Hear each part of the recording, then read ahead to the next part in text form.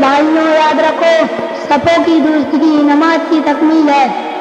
نبی کریم صلی اللہ علیہ وسلم اپنی صفوں کو درست کرنے کے لیے صحابہ کرام رضی اللہ عنہ کو حکم دیتے تھے اور صفوں کو اس قدر سیدھی کراتے جیسے کوئی تیر سیدھا کر رہا ہو۔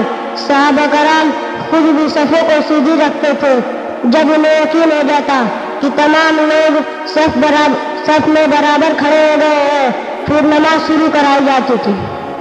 میرے بھائیوں، ہمارا رکوع اس وقت تک صحیح اور درست نہیں ہوگا جب تک رکوع کے اندر ہماری پیٹھ بالکل سیدھی نہ ہو، اور ہماری پیٹھ اتنی سیدھی ہونی چاہیے کہ اگر اس پر کسی چھوٹے بچے یا کسی چیز کو اس پر رکھ دے اور وہ چیز گرے نہ، تب جا کر ہمارا رکوع صحیح اور درست ہو گئی۔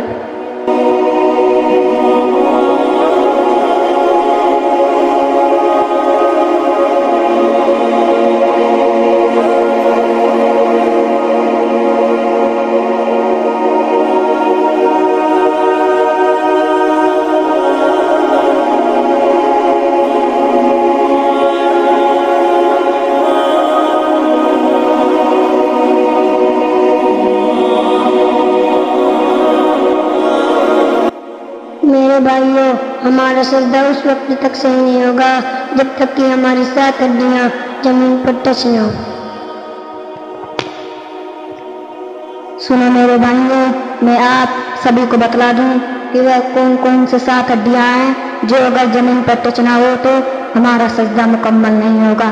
سب سے پہلے دونوں ہاتھ کی کلائی اور دونوں گھٹنوں کی ہڈیاں اور دونوں پیروں کی انگلیاں اور ہمارا سر اور ناک، اس کو ایک ہی شمار کیا جائے گا کیونکہ یہ ایک ہی میں ہے۔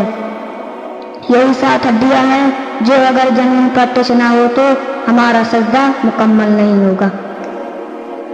ناظرین، سب سے پہلی بات یہ سمجھ لیجئے کہ آج کل اکثر جماعت کے اندر، نماز کے اندر انسان غلطیاں کرتا ہے، اور سب سے پہلی چیز جب ہماری جماعت کھڑی ہوتی ہے تو ہمارا سب سے پہلا فوکس جو ہونا چاہیے وہ صفوں کی درستگی پہ ہونا چاہیے، یعنی ہماری صف ٹھیک ہے یا نہیں ٹھیک ہے۔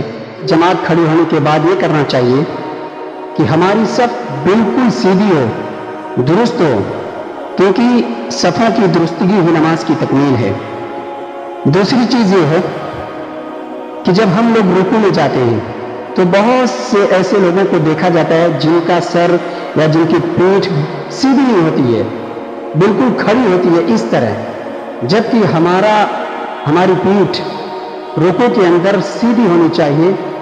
اگر اس پر کسی چیز کو یا کسی چھوٹے بچے کو بٹھایا جائے تو وہ بچہ گرے نہ، تب جا کر ہمارا رکوع بالکل صحیح اور درست ہوگا۔ کہنے کا مطلب یہ ہے کہ رکوع کے اندر ہماری پیٹھ بالکل سیدھی ہونی چاہیے، بالکل زمین کی طرح، چھت کی طرح، تب جا کر ہمارا رکوع صحیح ہوگا۔ اس کے بعد جب ہم لوگ سجدے کے اندر جاتے ہیں تو حدیث کے اندر آتا ہے کہ اللہ کے نبی صلی اللہ علیہ وسلم نے کہا، زمین پر ہماری 7 ہڈیاں ٹچ ہونی چاہیے، اگر وہ 7 ہڈیاں ٹچ نہیں ہوتی ہیں تو ہمارا سجدہ بالکل بھی صحیح اور درست نہیں ہوگا۔ جیسا کہ میرے بچے نے، میرے اسٹوڈنٹ نے آپ سبھی کو کر کے بتلایا ہے کہ کیا کرنا چاہیے، کیا نہیں کرنا چاہیے اور کیسے کرنا چاہیے، کیسے ہم کریں گے جماعت کے اندر، نماز کے اندر، تب جا کر ہماری صف، ہمارا رکوع، ہمارا سجدہ صحیح ہوگا۔ میرے بچوں نے بہت ہی محنت کر کے آپ سبھی کو ایک پیغام دیا اس ویڈیو کے اندر، اس لیے آپ سبھی سے گزارش ہے کہ آپ لوگ اس ویڈیو کو زیادہ سے زیادہ شیئر کریں تاکہ اور بھی لوگ اس ویڈیو سے سیکھیں۔ اللہ سے دعا کرتا ہوں کہ بار الہ ہم تمام مسلمانوں کو اور جو بچے محنت کر رہے ہیں ان کا جذبہ اور شوق آگے بڑھتا جائے۔ آمین۔